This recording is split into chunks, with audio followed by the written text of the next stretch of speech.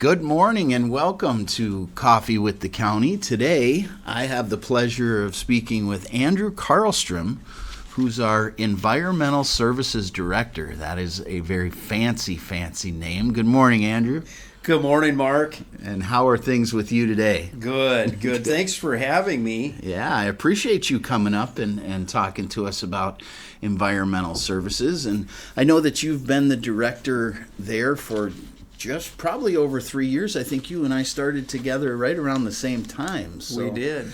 Maybe tell the listeners a little bit about Andrew Carlstrom and where you came from and how you ended up back here, because I know you're originally from here. So yes. Tell us about you, Andrew. Absolutely. Yes, I was blessed to be born and raised in Aiken County and grew up here in the 1970s and 1980s and joined the military right out of high school and left. And I was gone for about 30 years, but had the privilege to come back and serve, and was hired in 2021 as the Environmental Services Planning and Zoning Director.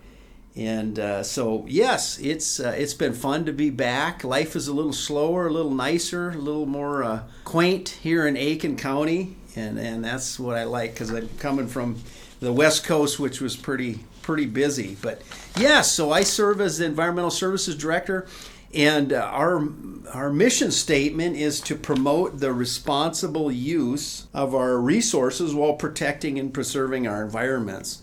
What we do as a department is we issue building permits in greater Aiken County. So that's aside from our cities, our small cities of Aiken, McGregor, and Hill City, and so forth.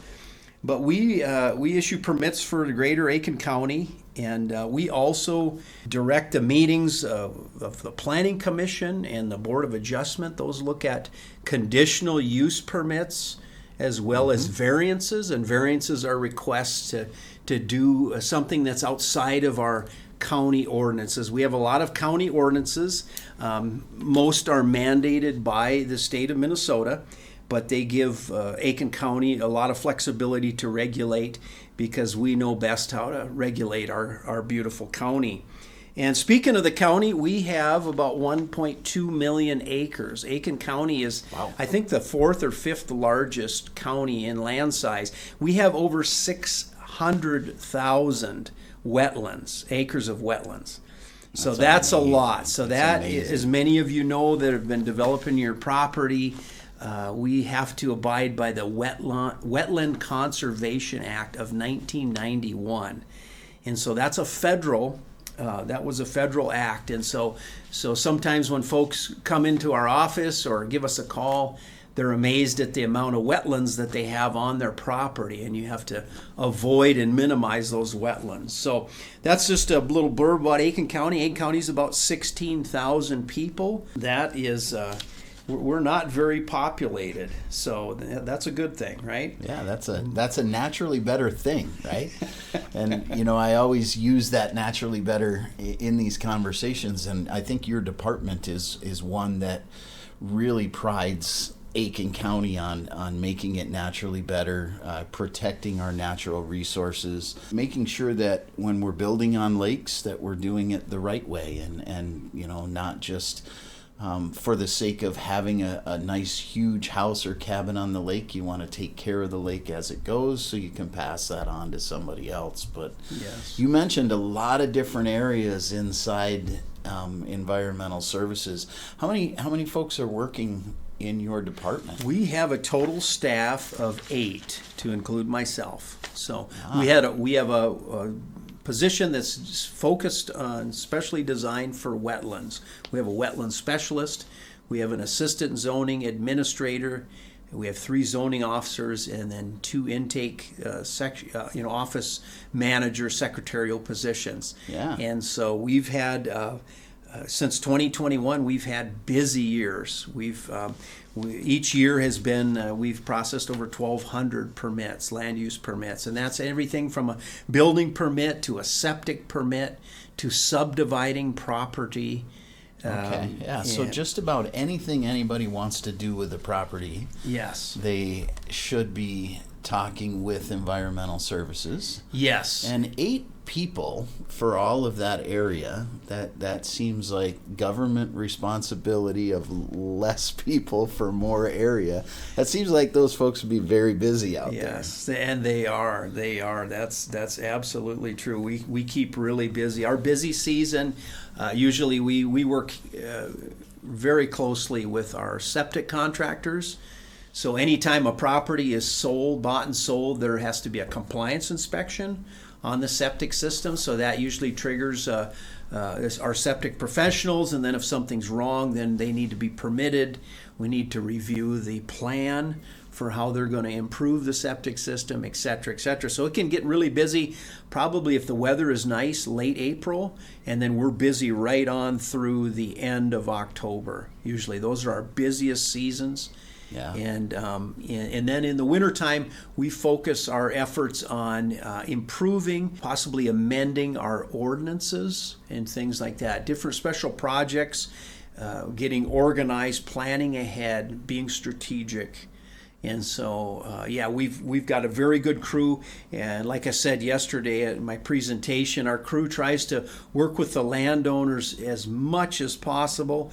We try to try to figure out a strategy for you to get close to what you're wanting to do with your property, with still keeping it in the ordinances. And like I said, if you can't do that, then we can request a variance. And then we go in front of the Board of Adjustment, and then the burden of proof is on you, the applicant, to argue that, hey, I do have a practical difficulty. So I'm kind of getting in the weeds a little bit. It's very interesting, and like I said, we do everything we can to try to help the landowner get what they're wanting to do, but we have to abide by our ordinances. Yeah, I think that right there is something that's most important that you said, is that you're trying to help. And the attitude is, let's figure out a way to help them, or the residents or the citizens, get what they so want, as long as it's within regulations. Correct. And that's not necessarily the perception out in the public of environmental services. You guys are the bad guys, right? The ones that say, no, sometimes you can't have this, you can't have that. Sometimes. But I think it's important to understand that there are state legislation that you guys follow. Absolutely. Knowing just a tiny bit that you've taught me already over the past couple of years, we have to abide by state ordinance. We can't be less restrictive than state ordinance. Correct. We can put things in that make sense to our local area, that maybe what would be considered more restrictive, or more protective of the lakes and things like that, which I think is actually a really good thing. We had, just a side note, I got to listen to that presentation again yesterday, and had a DNR person in talking about the lakes and the health of the lakes across our state. And you would be surprised, anyone out there listening that wants to know about that or hear about that, contact Andrew's office, and I'm sure he would share that presentation. It shows the lakes in the Northeast as being some of the cleanest and best kept lakes in the state. And you could see the difference on areas that aren't paying attention, so to speak, to protection of the lakes and wetlands. And you can see the quality of the lakes being less than what we're seeing here. So hugely important that we in Aiken County protect our natural resources, and that's what makes us unique. Remember, all of you citizens and residents know the people that come up here to visit in the summertime, they're coming because of that uniqueness. So they still have the ability to come and see the clean waters and beautiful natural resources. So yes, that's so true. So I would love to sit with any of your employees and talk specifics with them as we go forward. I think we should. We could talk 4 or 5 hours for the listeners on septic. Maybe not that long, but you know how that might go. And you mentioned some special projects or some things that you do in what you'd consider the off season of updating ordinances or taking a look at ordinances to see if there's any changes that need to be made. Yes. What prompts an ordinance change? Is it concerns from citizens? Is it that type of thing that would prompt that?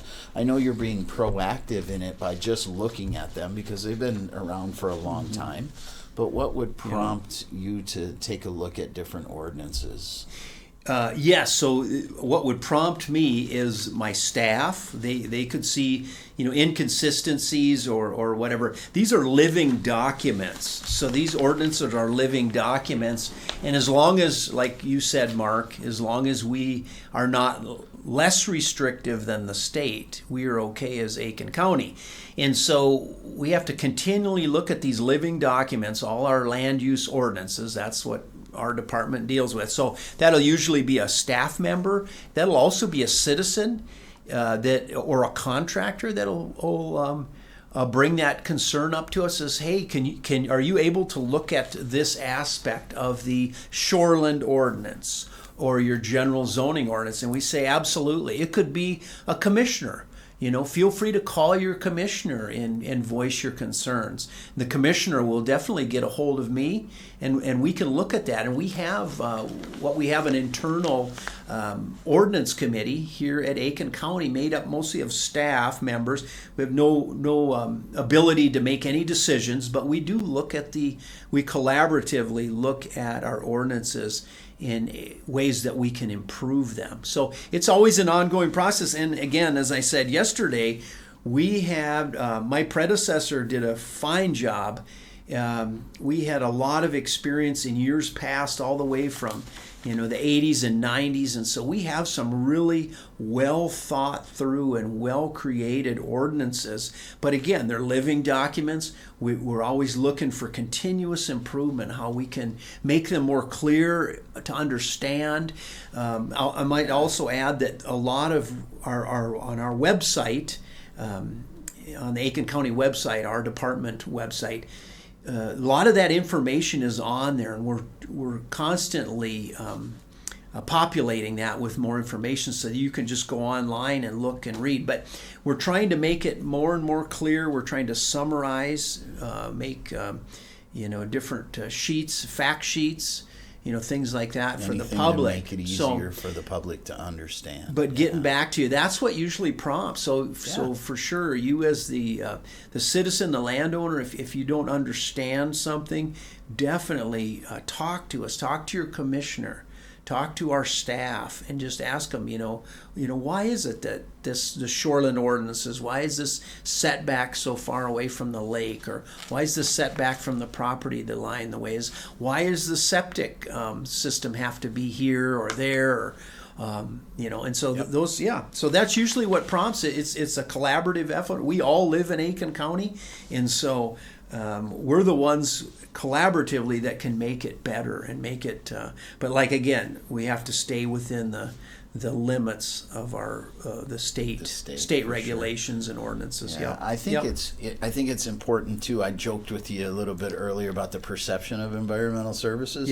That's not just in Aiken County, right? That's just when you're the regulator. You get that bad perception. But I will tell you that in my 3 years of experience here in dealing with businesses and economic development, I haven't heard that your department is not proactive, and I haven't heard that you're not willing to meet with people, and I haven't heard any of the negative perceptions you would think about planning and zoning and environmental services. So the reality is, you're a group that's here to help the community, to help the citizens complete their project in the best way possible. Yes, that's it. In something that we started in 2021, the fall, my first year back, was something called a design review team. And that is to meet with customers, and that's on Wednesdays. We focus on meeting with customers one-on-one as a team if they're proposing something larger, like a campground development, a plan, a condominium, planned unit development, a plat, a subdivision, things like that. Some of these harder projects, usually you have to have several meetings with the proposer, with the applicant, before it can go in front of the planning commission. Yeah. And so that's something. So if you have any questions about subdividing property, doing lot line adjustments, we'd love to meet with you on Wednesdays, and just call our office, and we'd love to set up an appointment with you, meet you in person. We can also do Zoom meetings, so if you live down in the metro area or somewhere else, or you're a ways out in the country, we can do, if you have internet, we can do Zoom meetings as well. So usually every Wednesday we are busy. We have about 4 to 5 meetings every Wednesday with folks that are trying to subdivide or have some kind of a planned unit development, something like that. Yeah, so we have a lot of fun meeting with customers, coaching them, showing them, maybe there's some constraints with what they are envisioning. And then we just kind of guide them along the way within the framework of that, the ordinances. Yeah, that's outstanding. Thank you for doing that and taking care of the environment absolutely. And the citizens. Yes. There was, I just want to touch on quick, I know that you just had an ordinance that was passed through the board that involves our new cannabis facilities, or cannabis retail, and from an environmental and land services, right, of where can retail facilities go, that type of thing. How much fun was going through the cannabis ordinance? We're calling you Mr. Cannabis. You've been talking about it for so long. Oh, my gosh. Well, you asked that question, and here I spent the last over 20 years out on the West Coast in the state of Oregon. And in 2016, they approved the use of recreational marijuana. And so I lived through that, however, and I was a city manager, so I had some experience in that. And they were the third state. Minnesota's the 23rd state to legalize cannabis. So again, it was a collaborative effort, and I felt that it went well. We, just so you know, all us department heads, we do talk with the counties around us. And so we talk to our counterparts in Itasca, Carlton. Aiken County's surrounded by 8 different counties. And so I've got a lot of resources there. So a lot of information was shared. A lot of your bigger counties down in Sherburne and stuff, they were some of the first to have their cannabis ordinance in place and some of the different memorandums and such. But it went well. It was a collaborative effort, and we'll see how it all pans out. We'll see how it all pans out. And yes, we'll be directing the land use portion of it. In the greater Aiken County, every permit that will have to do with cannabis will be an interim use permit. So it will be a public hearing, and it will be good for 3 years. So that permit will be good for 3 years. So whether that's a retail business, the county commissioners decided to limit greater Aiken County to 2 retail businesses. The state allowed that, and so Aiken County, but now the cities will manage their own retail businesses. They can have as many as they want or as little as they want. So, but Aiken County, as a greater Aiken County, will allow 2. And so we will be permitting those 2 and when and if they come. And I think people underestimate the impact. Like I said, I came from Oregon, and recreational marijuana, whether you like it or not, it's since 2016, the state of Oregon, their sales have approached $7 billion. Jeez. And Oregon is 1.5 million people less than Minnesota. Okay. So smaller in population. So again, they've been going for 8 years.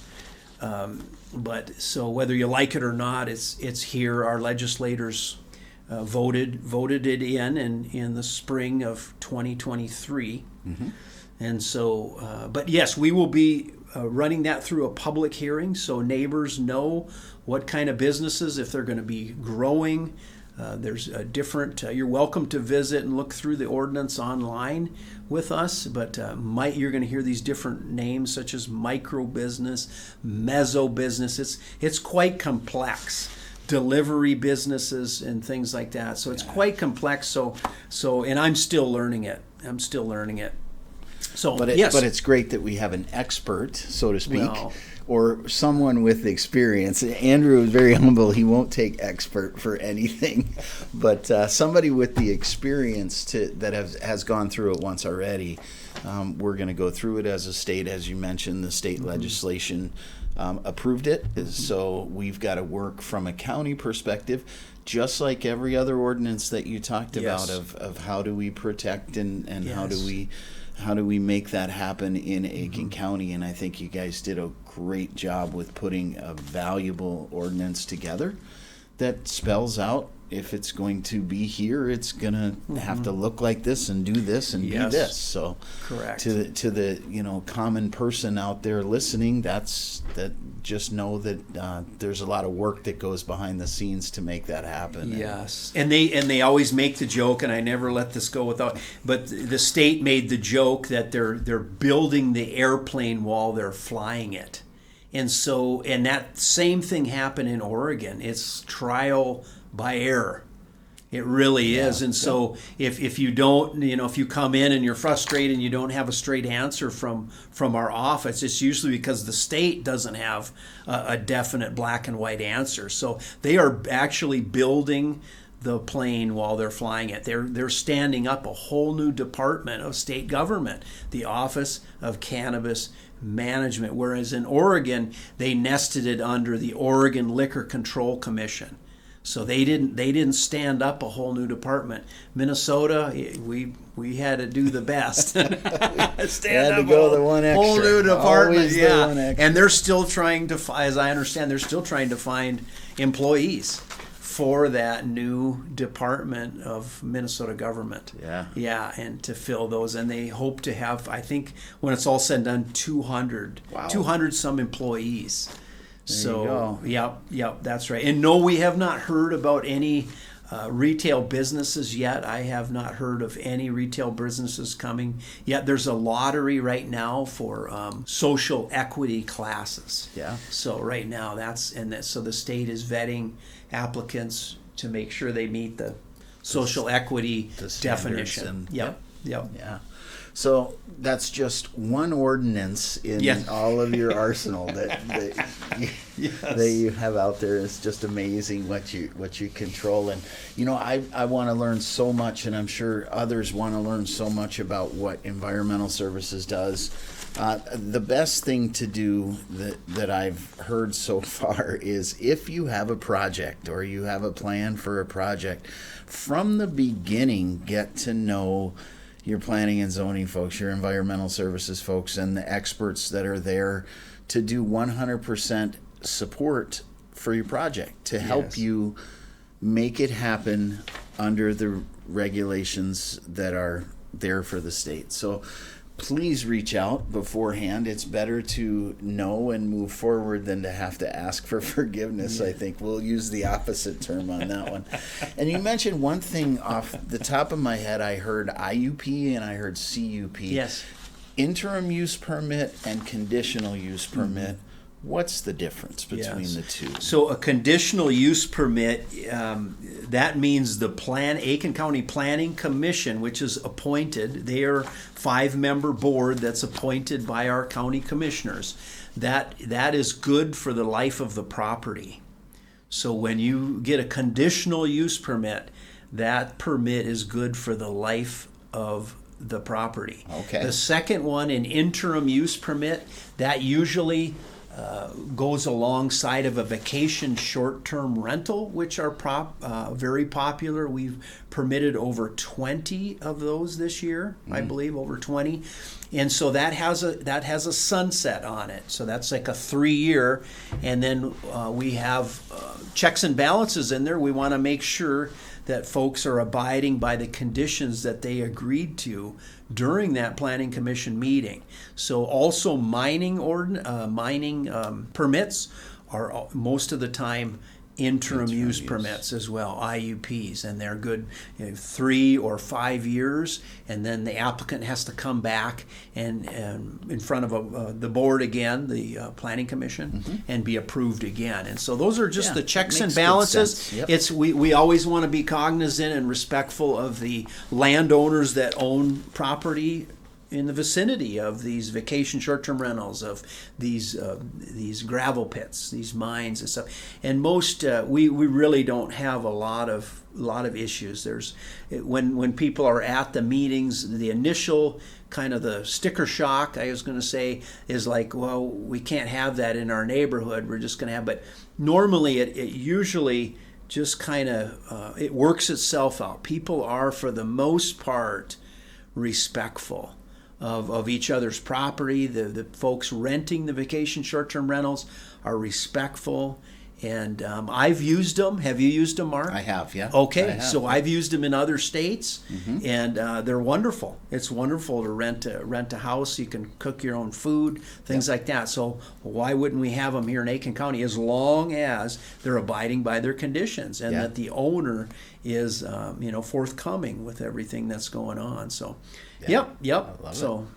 Awesome. So anything else you want to cover? I know that we're going to get a bunch of your folks up here to talk specifics on different things. And anything else you want the listeners to know about at this point? Yes. No, I think we have to count our blessings. We live in Aiken County. It's a wonderful place. And I can't, I've got vested interest here. I'm fourth generation in Aiken County. So awesome. My ancestors came from Europe. So no, I think we have a great team here, great leadership. We have, and I'm thankful to be working here and serving the public. So. Yeah, that's awesome. And, another shining star of the Aiken County staff, Andrew Carlstrom, and your staff. Yes, staff, yep. Experts. Please know that these folks they're very concerned about their expertise. They're very caring and they're very into it. So make sure that you stop by and see them, smile on your face saying, how can we build this way? And we'll figure it out. But Andrew, again, thank you for the time today. Yeah. Thanks for coming in. Thank you, Mark. And we'll see a bunch of your staff coming through soon. Looking forward to it. All right, that is Coffee with the County.